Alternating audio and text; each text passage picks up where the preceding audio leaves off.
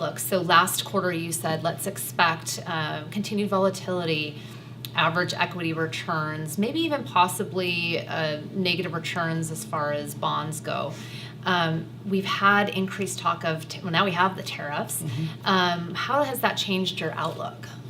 It hasn't really changed it. So if you look in the second quarter, we had increased volatility, modest equity returns, and negative bond returns. So we got kind of what we were expecting. And this was during a period when tariffs were being put in place and being discussed. So the tariffs might have pushed returns down a little bit, particularly in equities, but they didn't totally nullify the good economic data. So I still think the economy is in a great spot. And the question is, $100 billion in proposed tariffs versus a $17 trillion economy, is this enough to really move the needle and impact economic performance? No, but is 300 or 400 or 500 billion? Yes.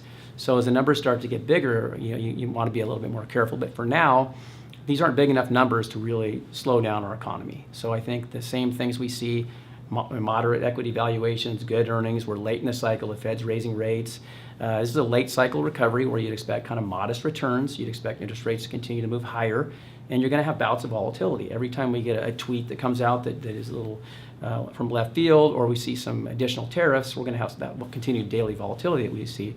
So expect that. But I think we still have enough. The headwinds aren't strong enough right now. I think the tailwinds are still stronger. So I would expect equity markets to continue to move higher. And if the tariff discussions simmer down a little bit, international equities that have been getting hammered because of these discussions could really rally strongly because they still look fairly fundamentally sound, and valuations, particularly in emerging markets, are extremely attractive right now. So the outlook still is for modest returns, trouble maybe a little bit on the fixed income side, more volatility, but if the tariffs pick up, then I'm going to have to kind of rethink this. Thanks, Darren.